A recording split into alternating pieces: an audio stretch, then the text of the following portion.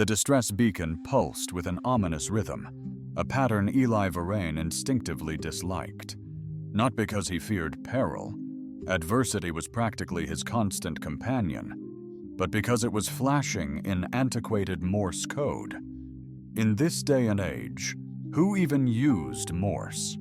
That implied either a vintage technology enthusiast in dire straits or someone utterly desperate, broadcasting on a long-abandoned frequency, hoping a sucker like him, a boundary-challenged freelance hauler, would take the bait, and he did. The moon was a mere speck, nameless, orbiting a belching red giant star. Like a celestial bellyache, Eli's ship, his sanctuary, his financial burden, and his existential quandary, kissed the dirt. 20 meters from impact, the mangled Valerian vessel, once silver and immaculate, now lay humiliated by grime.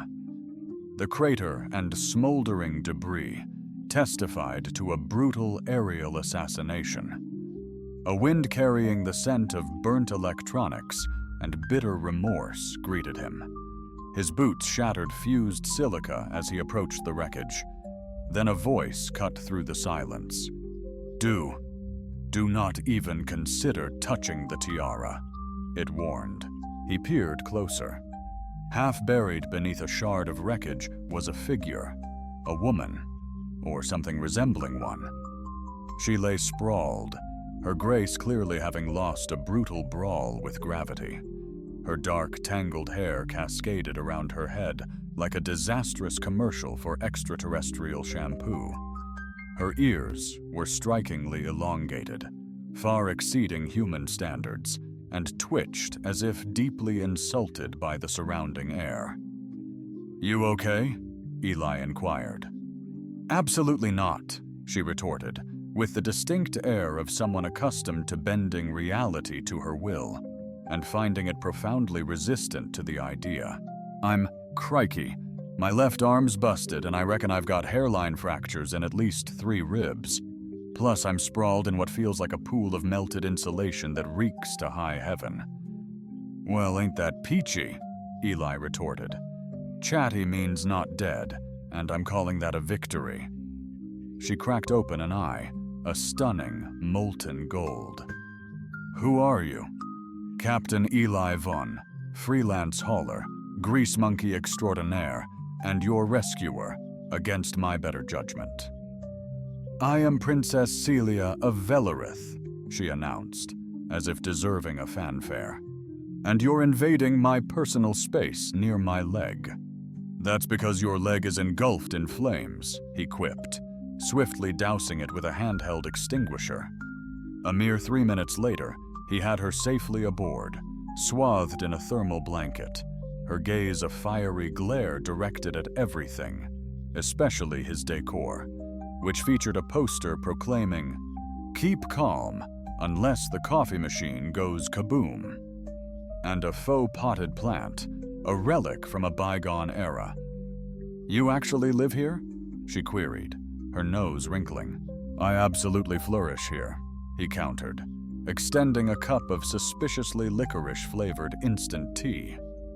She sampled it once, then set it down as if it had personally offended her ancestors.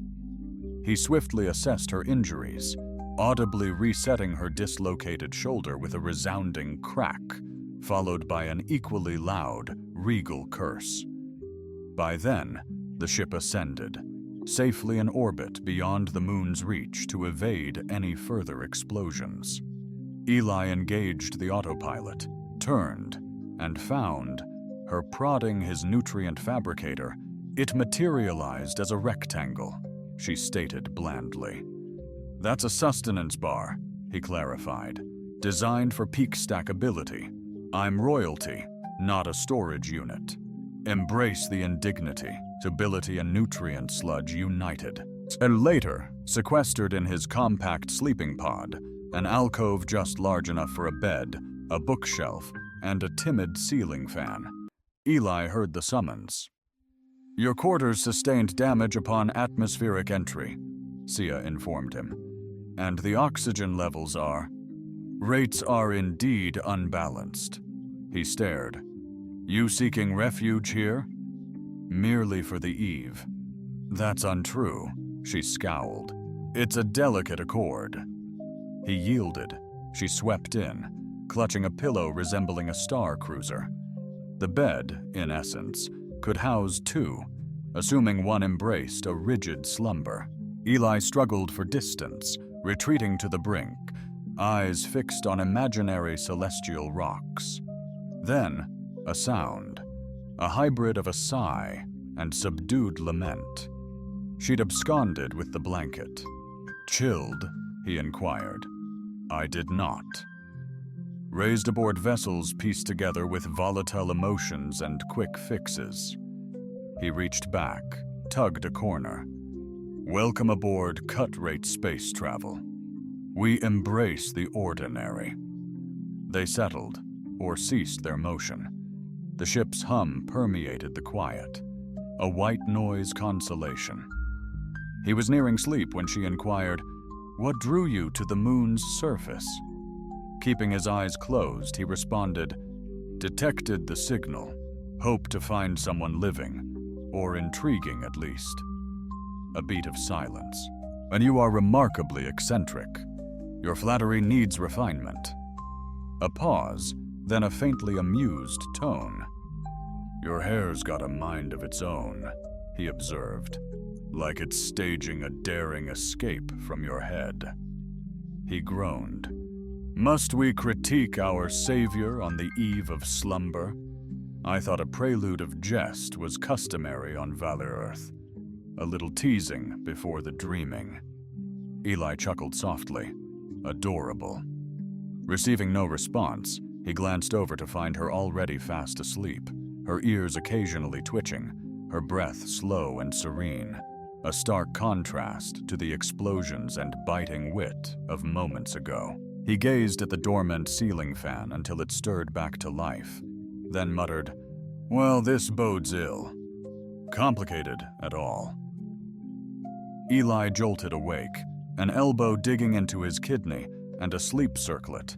Technically not a crown, but a Velarithian royalty sleep regulator made of woven star lace and ceremonial alloy, designed to ward off nightmares from compromising state secrets, lodged in his armpit.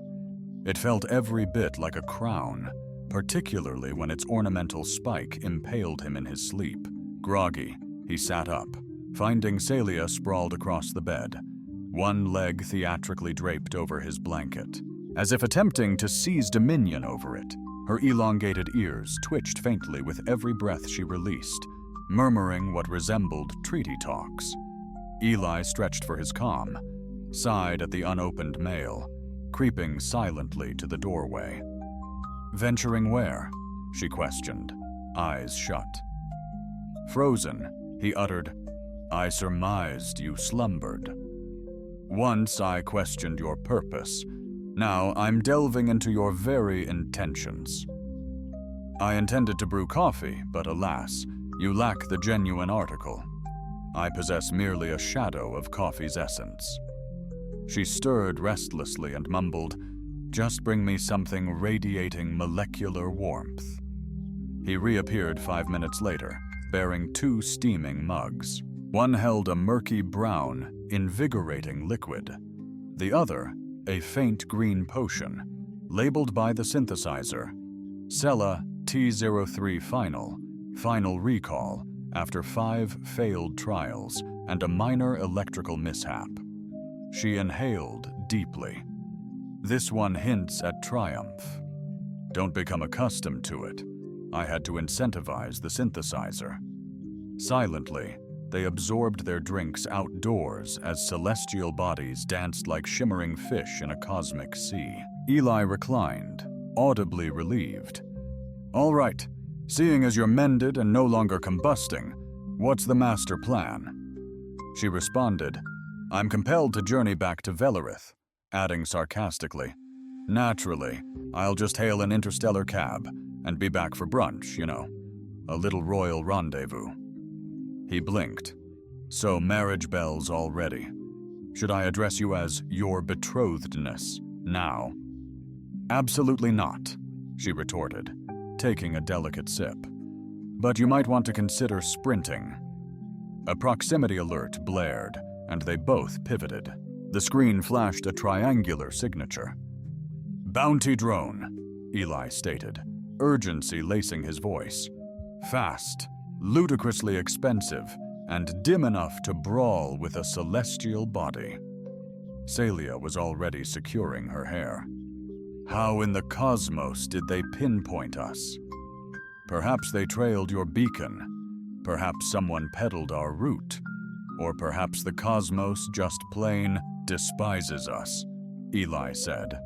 He activated the rear thrusters, diverting power to the shields.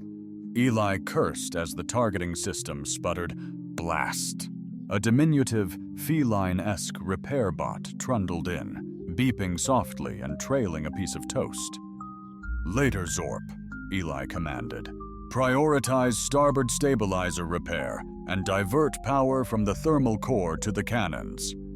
Zorp cheeped back, seemingly disgruntled. The vessel lurched as a projectile narrowly missed. Celia, leaning against the wall for stability, ripped a floor panel and started rigging the backup cannon. "Are you familiar with this hardware?" questioned Eli. "I excelled in fleet marksmanship, ranking third in my cohort," Celia retorted. "What befell—" "Second. She vanished during finals. Total yikes!" Another blast struck Eli's chair, which creaked as he forced the ship into a barrel roll. "We desperately need a diversion." Celia eyed the tea. "Perhaps, but a far superior idea. Let's jettison something." She cast a glance at the rear cargo bay. "We still possess that consignment of inflatable ceremonial llamas. Utterly perfect." Precisely 30 seconds later, a score of inflatable llamas spiraled into the cosmos. The bewildered drone fixated on them, affording Celia sufficient time to obliterate its left wing. Eli exulted. "That was simply exceptional." "Deeply fulfilled," she sighed, a blissful exhale. Silence lingered. Then, "You've rescued me yet again. This is becoming a habit. I really ought to stop crashing in your bed." He raised an eyebrow, silent. "It's remarkably cozy, though," she admitted softly. He smirked. "You're saying my awful mattress and threadbare blankets trump royal silks? Preposterous. It's dreadful, but there's this bizarre scent, old wires and cinnamon, that I find inexplicably comforting." They devoted the remainder of the morning to mending, singed edges, recalibrating course, while I talked Zorb out of lodging a formal grievance. That night, Sia reappeared. No knock, just tea and a slate overflowing with stale imperial briefs. I glanced up from my cot. "You're predictable," she murmured, making herself at home. "This routine is escalating into the bizarre, if it hasn't already." Nestled close, yet not quite touching, she curled beside him as the room's light softened, and stars wheeled languidly outside. Somewhere between a chuckle and a sigh, she murmured, "If I happen to snore, absolutely no wisecracks." He turned, a playful glint in his eyes. "Way ahead of you." Meanwhile, Eli observed the diagnostic screen as it politely announced the ship's gravity stabilizer was enjoying a brief sabbatical. Artificial gravity wavered, dipped precariously, then bounced back with the elegance of a tipsy ballerina. Celia drifted past, casually upside down, sipping her tea as if this peculiar situation was utterly commonplace. "I believe," she commented, "the floor is experiencing a temporary identity crisis." "Feeling uncertain about its essence," she remarked. Eli clutched a wall-mounted grip, hoisting himself upright. "It's not the deck, it's the gravity coil. It's showing thermal strain from that stunt with the bounty drone. You're referring to the maneuver where you twirled us into a celestial salad. But it was effective, right? She offered no response, merely glided gracefully across the cabin, tapping the environmental control panel, triggering a melodic chime. Zorp scampered in, adhering to the ceiling like a magnetic squirrel, hauling a toolkit and what appeared to be someone's. Lost a sock, huh? Eli groaned. Tell me that's a stabilizer fuse, not your bizarre emotional support laundry. Zorp chirped with dubious sincerity. By late afternoon, they'd repaired the stabilizer, tamed the kitchen AI's newfound attitude, and rerouted comms through a relay Eli suspected was mostly ghost-free. Celia, engrossed in her datapad, remained silent on the sofa. Eli recognized that silence. Avoidance. He tossed her a packet of vacuum-sealed crackers onto the table. Let's address the elephant in the room, shall we? She glanced up. Are we referring to my imminent, unwanted nuptials, or my uncanny ability to sleep through a nuclear event? Both are alarming, but I'm leaning towards the revelation that you're essentially royalty in hiding, with a price on your head and an inexplicably expanding tea ensemble. With refined elegance, she set her cup down. You've rescued me on 2 occasions. That forges an unbreakable tie in Valerian tradition.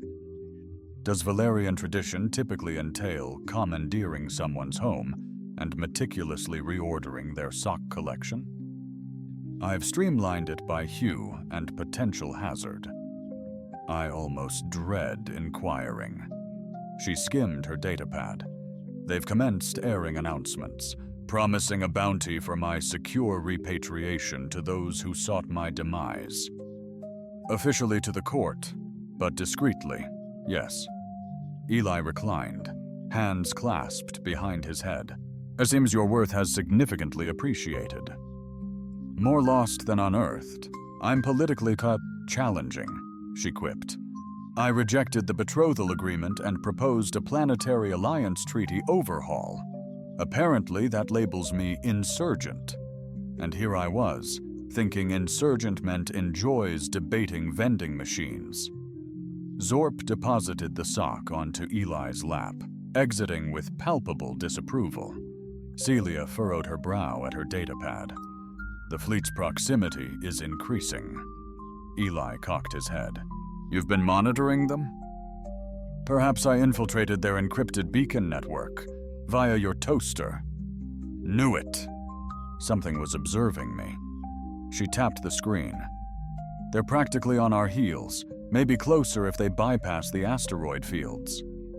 Well, Eli offered, we could always stage your demise.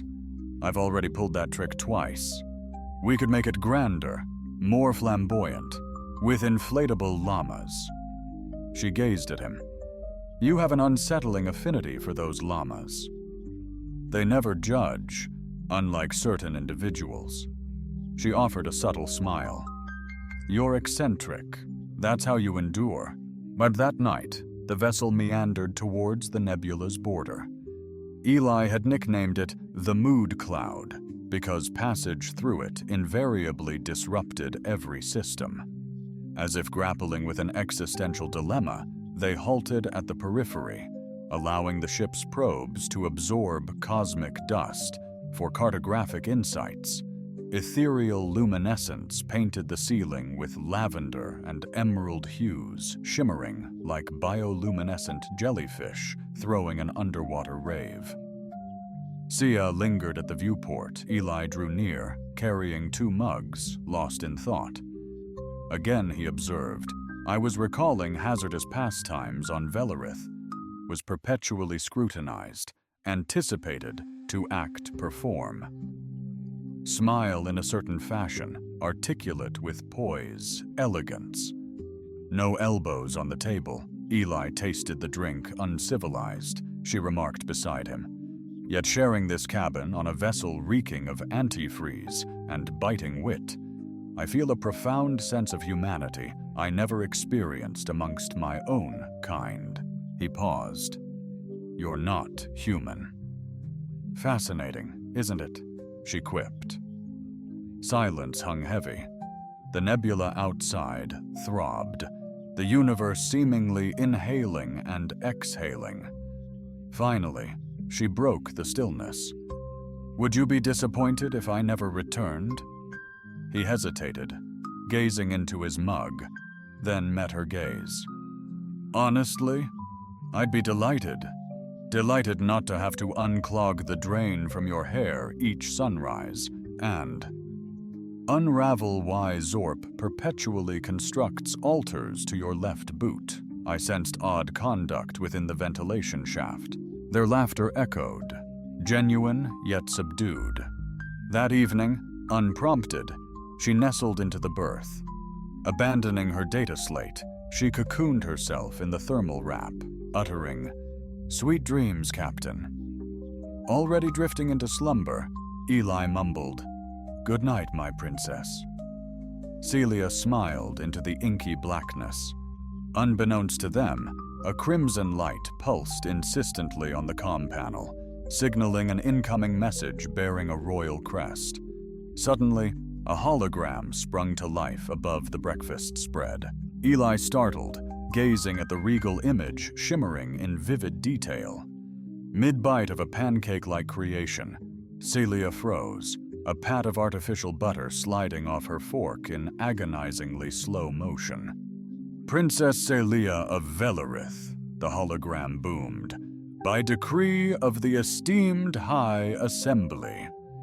By order of the Royal Directive Council, you are urgently summoned back to the capital within 72 hours for a ceremonial reintegration."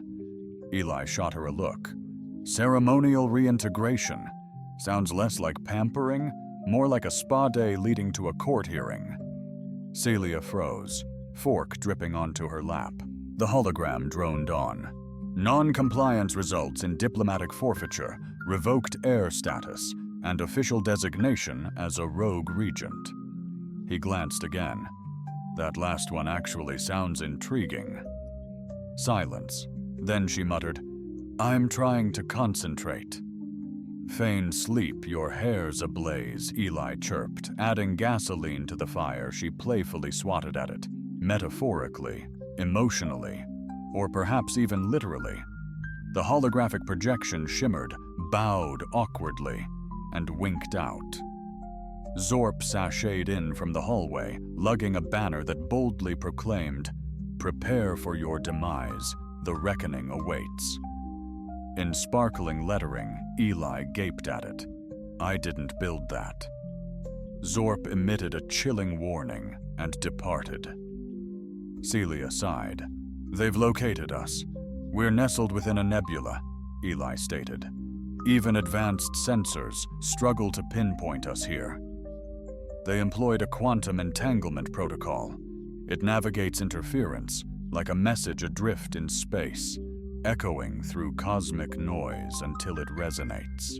Ancient, relentless, like the weight of hereditary obligation. You're waxing philosophical. That's ominous. I'm weighing my possibilities.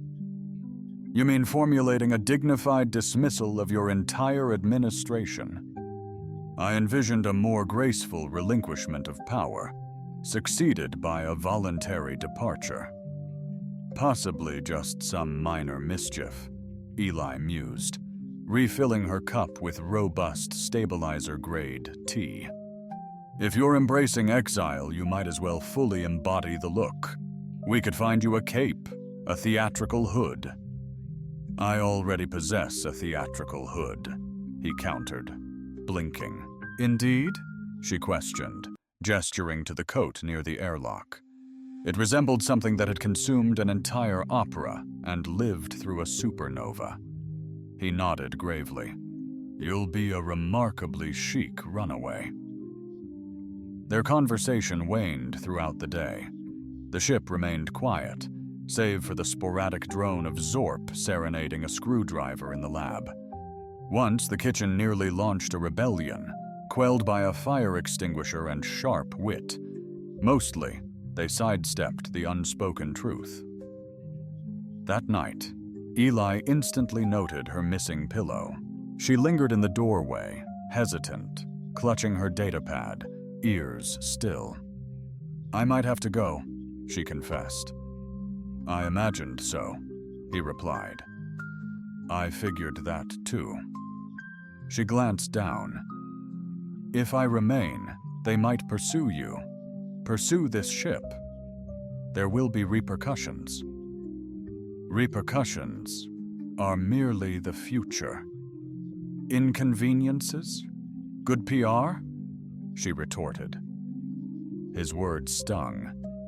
"I couldn't care less about Velarith," he confessed. "It's you I'm concerned about, and perhaps Zorp, if sentimentality strikes." A beat of silence. "Oh, and the synthesizer's pancake function." She chuckled. "You're utterly hopeless during sincere moments." A coping mechanism, perhaps. Seems to be effective. The following day, the envoy vessel materialized. Courtesies like knocking were beneath royal envoys. As the low-priority ship sluggishly exited the nebula to replenish its solar reserves, a streamlined cruiser warped into existence, immediately ensnaring it with an effortlessly smooth tractor beam. Felt a spark. Eli was transfixed. "That starship's got more grace than me," Celia's groan echoed. "Oh dear, not her." "Who?" "My aunt. She nearly cut my cousin off for a sneeze at a coronation." Suddenly, a razor-sharp woman filled the screen. "Celia, what on earth are you wearing?" Celia adjusted her tunic. A breathable blend, ideal for quick hyperspace hops and witty banter. "You resemble a wandering bard who's suffered a concussion," I retorted. Choosing to interpret that as flattery, the woman's gaze sharpened on Eli. "And this is your associate?" Captain Celia interjected swiftly.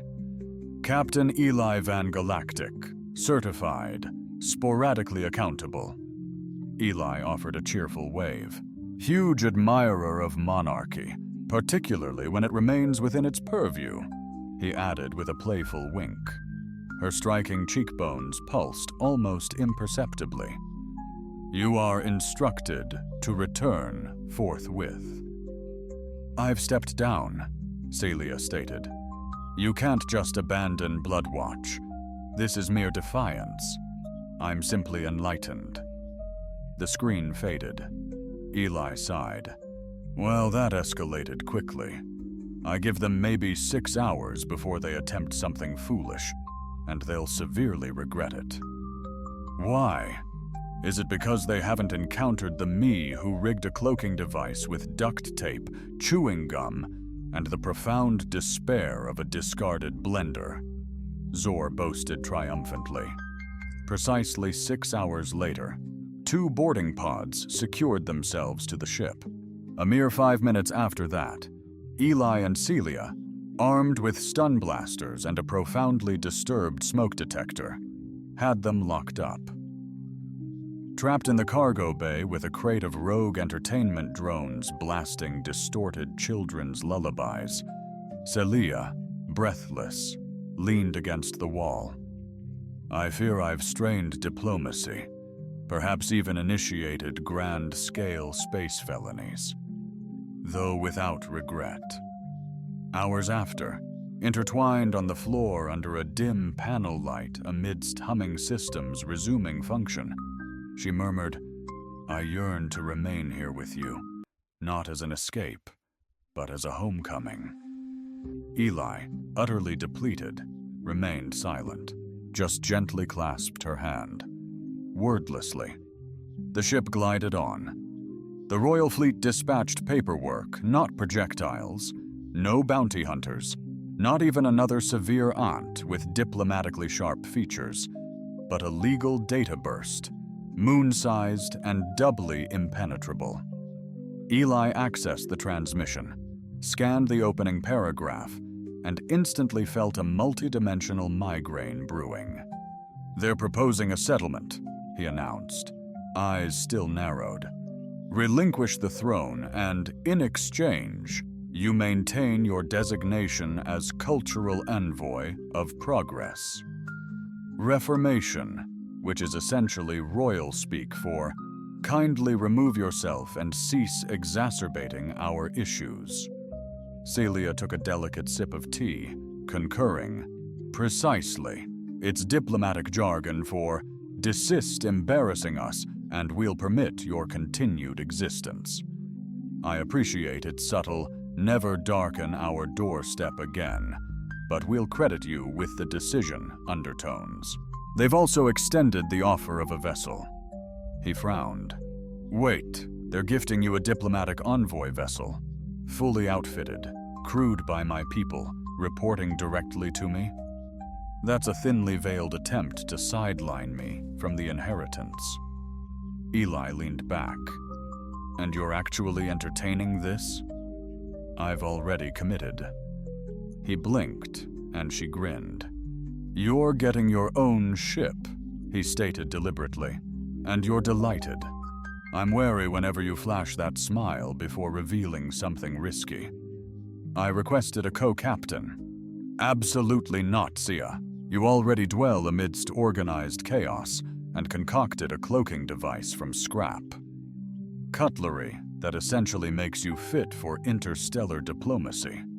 Politics isn't my forte." "It is now," he groaned, wiping his face. "My wardrobe consists entirely of distressed garments. Uniforms can be arranged. I loathe uniforms. Mine are already bespoke." He exhaled heavily. "All right, but any dress code mandating sashes is grounds for mutiny. No sashes," she assured co-jurisdiction, intergalactic travel, and a team comprised of scientists nearing retirement, culinary masters, and a medic who regrettably incinerated an operating table once he gaped. "This feels like a sitcom in the making. I'm banking on it." A week later, after a poignant final tour of the kitchen, which hilariously attempted to delay their leave by jamming the cabinets and serenading them with mournful D minor tunes, they departed their low-priority status. Zorp integrated himself into the new ship's central navigation, proclaiming himself Vibe's executive officer. Celia christened the vessel the Concorde, which deeply puzzled the Velarith bureaucrats. Eli dubbed it the Silent One, and promptly added a deafening honk button, marked, "Refrain from pressing unless utterly crucial or mildly weary." Their maiden diplomatic endeavor proved calamitous. The fallen seven natives misinterpreted cultural exchange, bestowing a crate of living, musical insects that propagated upon encountering jazz. This infestation triggered 3 blackouts, an impromptu conga, and a fleeting yet intense affair between 2 onboard biologists. Celia managed with composure. Eli, with a fire extinguisher and triple-strength caffeine substitute by night 3. Aboard Celia, she sought Eli's cabin not for oxygen breaches or critical malfunctions, but because the vessel echoed too loudly in the absence of his gentle snores. He made space. She carried her familiar pillow. The berth wasn't crowded, yet they both gravitated towards its center. Seasons drifted by. They explored hushed asteroid sanctuaries where serenity was precious, lunar hubs where deceit lined every corridor, and a submerged station energized by emotionally resonant coral.